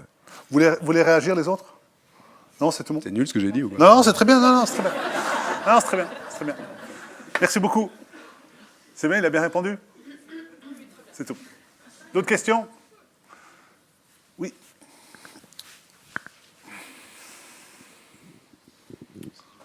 Il y avait quelqu'un avant vous. Bonjour, Ignène Guyane, je suis chef de projet pour la Task Force Employabilité pour le canton de Genève, qui est un dispositif tripartite, partenaires sociaux et État de Genève. Et en fait, ma question, c'est que je vois qu'il y a vraiment un changement de paradigme à plusieurs niveaux. Il y a un changement de paradigme, on voit au niveau de la formation, c'est que tout à coup, on se demande quelle va être la place de la formation initiale par rapport à la formation continue, qui finalement commence à prendre de plus en plus de place et va concerner tout le monde tout au long de la vie. Donc c'est ce qu'on considère aujourd'hui. Ensuite, il y a un changement de paradigme pour les entreprises, parce que ce que j'entends aussi quand Christophe, tu dis que voilà, vous faites beaucoup de formations pour réorienter, enfin reskiller, on va dire, ces personnes qui avant avaient un métier qui était plutôt technique et puis qui maintenant vont devoir travailler dans l'humain. moi, je me pose quand même la question, pour les entreprises, quand tu dis aussi que la plupart des entreprises sont constituées de moins de 50 personnes, et on sait qu'à Genève, c'est parfois même beaucoup moins, comment elles vont faire pour faire ce virage-là? Qui va payer? Parce que quand une entreprise devient plus vraiment seulement une entreprise qui a son propre business model, mais commence à faire beaucoup de formations, ben, clairement, je ne sais pas qui va payer en termes de business model. Et puis comment la formation, comment on va insérer en fait cette formation tout au long de la vie au sein des entreprises. Donc il y a vraiment, moi ce que je vois, un mélange qui va devoir se faire, et je ne sais pas comment vous qui êtes là, chacun tous les trois, voyez les choses. Voilà, très bonne question. Donc, effectivement, changement de paradigme de la formation, il va falloir se former tout au courant de sa vie. Et donc, ça va impliquer que l'entreprise forme en permanence ses collaborateurs. Mais comment le faire s'ils sont 2 ou 3 dans l'entreprise? Quels moyens est-ce qu'ils auront à disposition? Comment est-ce que ça va, voilà, comment est-ce que ça va se réaliser, ce changement de paradigme? Mais là, je pense qu'il y a un vrai problème au niveau de l'organisation de la société actuellement. La formation continue, ça n'est pas une prérogative d'État actuellement, donc c'est aux entreprises de se débrouiller. Normalement, vous avez droit à 3 ou quelques jours de formation par année. Maintenant, si on en croit les nouvelles tendances de la gig economy, les employeurs n'engagent pas, ils donnent plutôt des mandats. C'est qu'ils repoussent l'obligation, la nécessité de se former sur les individus qui, de toute façon, n'ont ni le temps, ni ils savent comment faire. Donc, il y a des bons exemples, par exemple, comme à Singapour ou même au Luxembourg, où ils travaillent vraiment avec des points. C'est-à-dire qu'en tant qu'individu, pour Singapour, c'est ceux qui ont le passeport de Singapour, qui reçoivent tant et tant de points à faire valoir chaque année, qui doivent faire valoir chaque année pour recevoir de la formation continue. Maintenant, après, il y a des aides à la réorientation. Voilà, vous parlez de skilling, il y a upskilling, right skilling. Après, il faut savoir si on doit complètement changer ou si on peut juste s'améliorer. Mais je pense qu'il va y avoir besoin presque d'une assurance compétence en quelque sorte, avant de tomber au chômage, parce que ce n'est pas l'idée de devoir utiliser l'assurance chômage, c'est-à-dire il y a des métiers qui, de par nature, vont vous pousser à vous former, à apprendre toujours plus, et vous ne serez jamais à risque, si vous voulez, quelque part en termes de carrière. Et puis il y a d'autres métiers où vous n'évoluez pas, et puis tout à coup, un jour, il n'y a plus. Où ça n'est plus demandé parce qu'il y a une machine qui fait ce métier-là. Donc je pense qu'il y a tout un concept, et d'ailleurs c'est des choses qui se discutent par rapport entre ADECO, au niveau de la Confédération, de dire, et si on faisait une assurance compétence pour les personnes qui sont à risque d'éventuellement tomber dans l'obsolescence? Mais c'est vrai qu'actuellement, il n'y a pas de solution. Madame Ornung Soukup, sur ce défi de la formation en permanence pour les entreprises, le coût, la disponibilité? Je suis vraiment d'accord avec Isabelle. Moi, j'avais ma propre boîte pendant 11 ans. On était 4 ou 5. Effectivement, si quelqu'un était tombé malade ou bien si on devait financer quelqu'un pour une formation poussée, je pense qu'on aurait de la peine à le faire. Il faut aussi, je sais que ça fait un peu...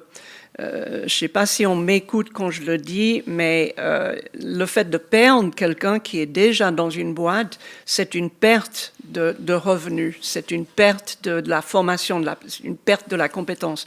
Donc à un certain moment, il faut que la société, peut-être avec l'aide d'un programme comme Isabelle a mentionné, mais il faut que la société considère que le fait de garder la personne, c'est un coût, c'est un investissement. Ce n'est pas un coût qui est perdu, c'est un investissement dans l'avenir de la personne, mais aussi de la boîte. Donc, je suis d'accord qu'il n'y a pas quelque chose de facile. Bon, les TPG, c'est plus de 2000 personnes, donc il y a un programme de formation continue qui est très poussé, mais ça peut être mieux. Ça peut être mieux, vraiment. Donc, on n'a pas encore trouvé non plus dans un petit département ou avec 2-3 personnes qui font la même chose ou une personne qui fait la même chose et qui a besoin d'une formation. Comment est-ce qu'on fait sans la personne pendant une semaine, 2 semaines, 3 semaines de formation? Donc, ce n'est pas résolu encore. Mais je pense que vraiment, il y a des idées à explorer. Cette cotisation à la compétence comme un deuxième pilier, un troisième pilier, on aurait un pilier... où on serait obligerait employeurs et employés à cotiser pour la formation. Est-ce qu'on n'a pas tendance à faire porter cette responsabilité de l'employabilité sur les individus et puis de dire, nous, l'entreprise, ma foi, nous, on a notre business model, on a notre axe à tirer, c'est à vous de gérer ça. Oui. Moi, j'ai un truc à dire pour le coup. Oui. Non, je crois qu'il y a un contrat tacite entre l'employeur et l'employé qui a existé depuis très très longtemps. Donc l'employeur, il vous offrait de la sécurité et puis vous, en tant qu'employé, vous offriez de la loyauté. Hein, c'était un peu comme ça, au bout Et de puis une 30 ans. compétence quand même. Hein. Ouais. Oui, non, mais Ouais. des compétences et du Ouais, travail, vous étiez ouais. loyal. Oui. Hein. Ouais, Et ouais. puis, mais on n'attendait pas Ça, c'est les vraiment de années vous de 50, l'engagement ça. encore. Ouais, Hein. ouais. Hein. Et puis, Oui. il fallait juste venir, hein, Oui. je veux dire, quelque part. Maintenant, le gros problème...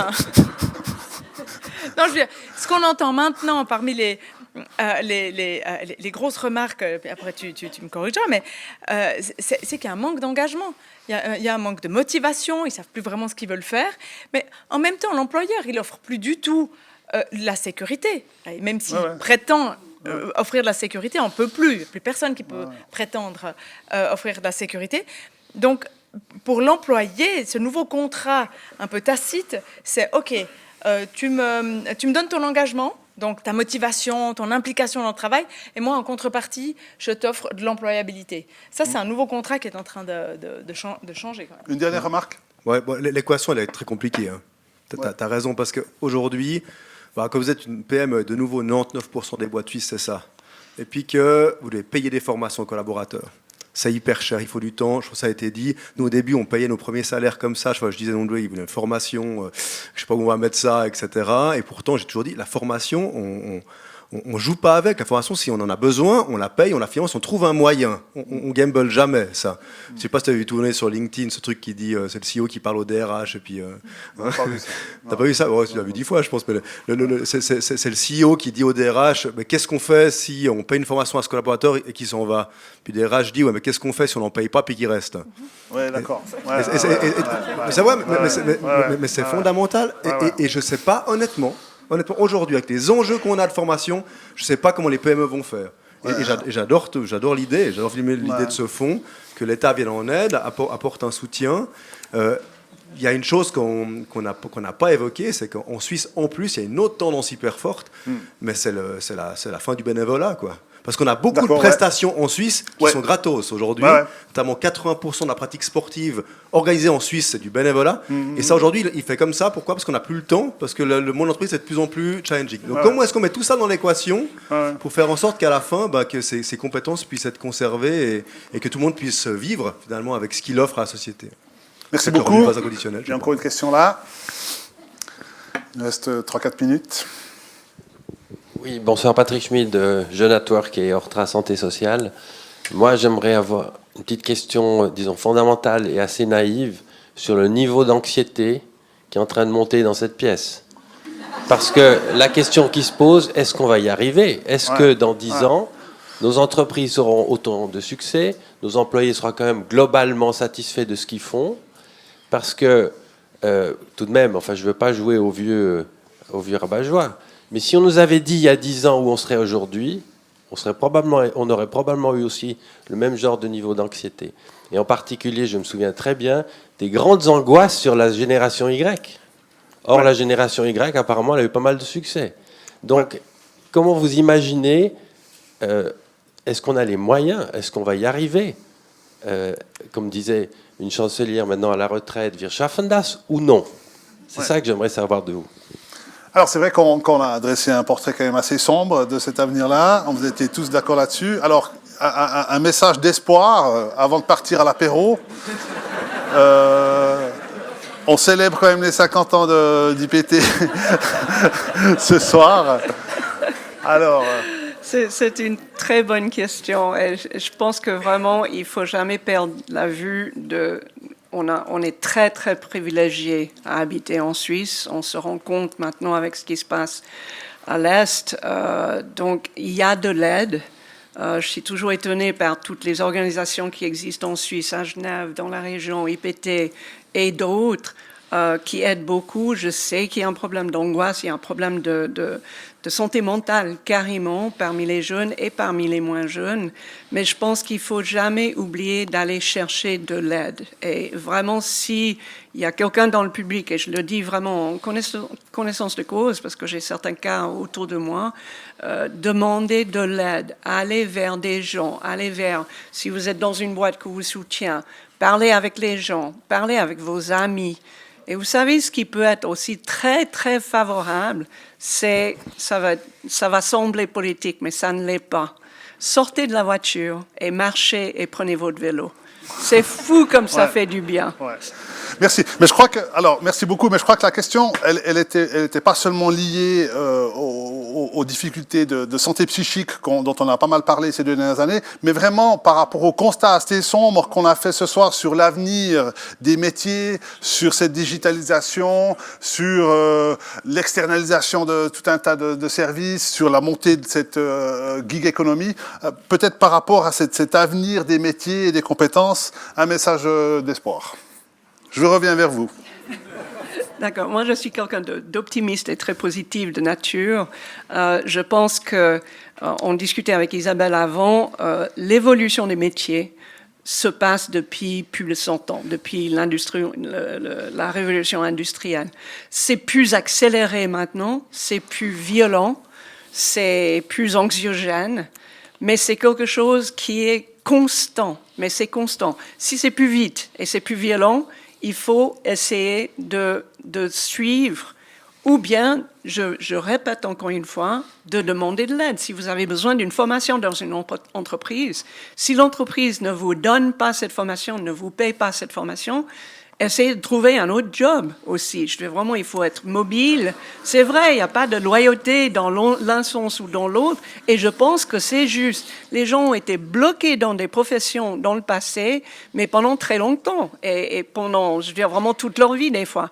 On n'est plus dans ce monde. Il faut vraiment voir le côté positif, le côté optimiste, le côté, je veux dire, notre vie maintenant, c'est extraordinaire comparé à ce qu'on vivait, même les grands-parents. On a une certaine nostalgie des fois de l'agriculture, par exemple. L'agriculture était un métier, mais très dur, où on gagnait très peu d'argent, où on bossait, mais vraiment de 4 heures du matin jusqu'à minuit. Je veux dire, c'est formidable, la nouvelle agriculture avec des nouveaux produits, mais pensez, la nostalgie, c'est joli, mais c'est passé, si je peux dire. La nostalgie, c'est passé. On est dans un monde nouveau, il faut rester optimiste et positif. Isabelle Chapuis, vous qui étudiez les signaux faibles du futur qui vont nous dire comment va se passer le futur du travail, un signal positif que vous voyez à l'horizon? Moi, je suis très technophile, Oui. dans ce sens où je pense que c'est bien l'arrivée des robots, l'arrivée de ces algorithmes. Il y a des métiers que franchement, comme tu disais avant, qui étaient durs, qui étaient pénibles, qu'on n'a plus besoin de faire parce que tout a été mécanisé. Je pense qu'il y a certains métiers qui seront peut-être interdits à l'avenir alors qu'on les fait encore parce qu'ils sont ennuyeux. Donc par rapport à ça, moi, je suis très positive. Ouais. Et puis, encore, cette phrase que j'adore, c'est « We know more than we can tell ». On sait beaucoup plus que ce qu'on est capable de lister en termes de compétences. On oublie souvent que si on est président du club de foot, on a des compétences de leadership, etc. Et puis, il y aura maintenant, en plus, voilà, si l'intelligence artificielle nous prend nos jobs, c'est aussi la solution. Il y a des logiciels ou des systèmes ou des algorithmes qui nous permettent de nous aider à transitionner vers des jobs qui nous conviennent mieux. Moi, je suis très optimiste. Voilà. Merci beaucoup. Et Christophe Barman, un message positif pour la fin. Moi, je suis aussi un super optimiste, surtout qu'en tant que valaisan de famille, je suis très optimiste que j'approche de l'apéro, vous savez. mais par contre, une chose qui pour moi est relativement claire, c'est qu'à mon avis, on est au bon endroit. C'est déjà une bonne chose. En Suisse. Ouais. C'est que je pense que on a besoin d'entreprises qui sont plus agiles, plus digitales, plus durables. Ouais. Et en Suisse, on a la proximité avec les décideurs qui est le cœur de l'agilité. En fait, l'agilité, c'est quoi? C'est de faire en sorte que les gens qui sont impactés par la décision aient la décision, finalement, et puissent décider eux-mêmes. Et ça, c'est un système politique suisse. Les PME, on a de nouveau ces 595 000 PME. Les gens sont très proches finalement de la décision et du patron parce que c'est un tissu de petite entreprise. Et un patron ou une patronne finalement, veut le bien de ses collègues, par essence, quand tu as 5-10 et qu'ils sont assis autour de toi. Ça commence à se gâter quand il y en a un peu plus. Mais à la base, ça, c'est notre tissu. Et ça, c'est vrai au niveau agilité et c'est vrai au niveau digitalisation parce qu'on a des bonnes écoles, parce qu'on a déjà un niveau de digitalisation de la population qui est assez élevé, il n'est pas optimal, mais je pense que c'est le bon terreau pour ça. Et la dernière chose, c'est la durabilité. on doit être le leader mondial de la durabilité. On doit investir aujourd'hui dans la durabilité, on doit faire en sorte que nos entreprises le soient. On a un monde à sauver, et puis il faut que ça parte d'ici parce qu'on a les moyens de le faire. Et donc moi, je pense honnêtement que le message d'espoir, c'est qu'on est au bon endroit pour le faire. Merci beaucoup pour cette table ronde. On peut les applaudir. Ouais, bravo.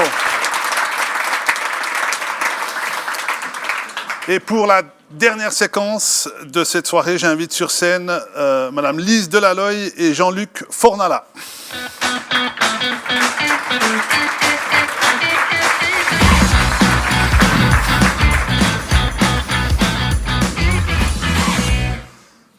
Madame Delaloy, qu'est-ce qui vous a particulièrement marqué dans les témoignages de ces trois invités? Alors beaucoup de choses, mais comme je suis aussi valaisanne, je ne vais pas faire trop long.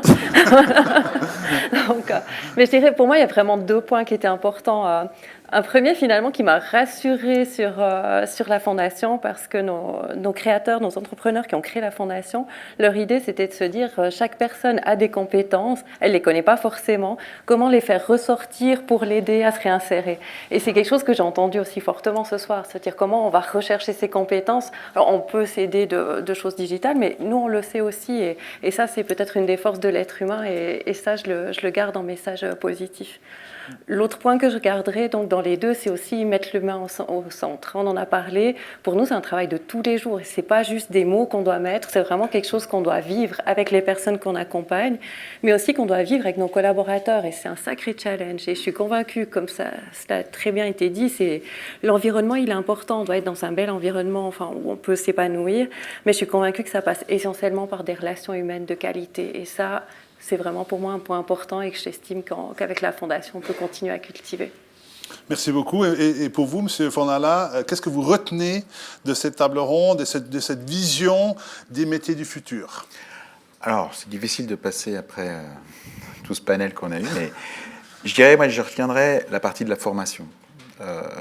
Je crois que M. Apotello, qui est là et qui va porter la révision de la LIASI, c'est une des parts de celle-là, parce qu'on se rend bien compte. La LIASI, pour un fribourgeois, ça veut dire quoi? Pour la LIASI, pour un fribourgeois, ouais. C'est la loi sur l'aide sociale. D'accord, merci. Et qui est en pleine révision actuellement, et qui a mis ce volet de la formation, oui. Parce qu'on se rend bien compte qu'on ne peut pas accompagner les personnes d'une partie de précarité vers un nouveau métier sans passer par cette formation. Et là, il avait aussi compris avant, et ça c'est nécessaire, c'est indispensable. Et je pense que ça va être au cœur justement de cette évolution-là. Et dans les outils qui sont à disposition, il y a plusieurs aussi membres d'agences de placement qui sont ici ce soir parce que c'est des partenaires forts. Ils ont aussi dans le pourcentage, un pourcentage qui est lié à Swiss Staffing et qui permet aux personnes qui sont en emploi de le faire. Donc ils l'ont aussi intégré, cette partie formation, assez rapidement, aussi pour garder leurs collaborateurs dans le job, mais aussi se rendre compte qu'il faut les accompagner vers l'évolution de ces métiers. Donc c'est des choses qui sont intégrées. Je pense aussi que ça va être intégré rapidement pour l'ensemble des personnes. Merci beaucoup. Et enfin pour vous, Madame Delaloy, comment est-ce que cette vision s'inscrit dans le développement et les projets de la Fondation IPT? Alors, je dirais que par rapport aux défis, aux projets que nous avons, en plus en entendant ce qu'on écoute ce soir, je crois que l'agilité, être capable en permanence de se renouveler, d'être à l'écoute de ce qui se passe, et on l'a vu, personne ne peut deviner, personne n'a de boule de cristal, mais d'avoir cette capacité, et je crois que c'est la chose la plus importante, et de pouvoir évoluer en permanence dans l'écosystème dans lequel on est, c'est vraiment important. Alors, ce sera le mot de la fin. Merci beaucoup à vous deux pour cette synthèse. On a terminé donc cette partie formelle. On va passer maintenant à la partie informelle. Dans la pièce juste à côté, les portes vont s'ouvrir tout à l'instant. Merci beaucoup à toutes et à tous pour votre participation.